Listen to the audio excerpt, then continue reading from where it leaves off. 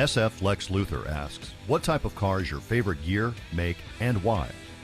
Well, my favorite car is obviously a Mopar. If you're a fan of the show, you know I love Mopars. I have a 1968 GTX with a 440 in it, but that's not necessarily my favorite car.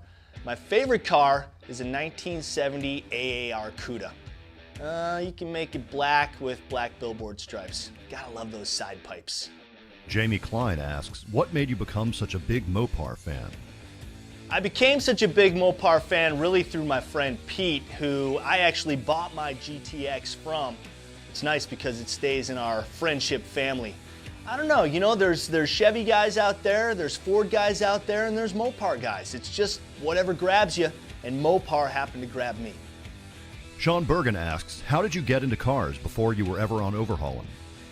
I was into cars for as long as I can remember. My dad and my brothers always had cool cars. My brother Zach had a GTO convertible, I think it was a 67, and my brother Clay had a really cool 1978 Trans Am. My dad always had Porsches, mainly 911s, so I grew up around a lot of cool cars, and I think that's how it got into my blood. Chris Johnston asks, which has been your most memorable Overhaulin build to date? Well, my favorite Overhaulin build was probably the episode where Chip and I flipped roles. He hosted the show, and I designed a really cool 1967 Coronet for the mark that was on the show that week.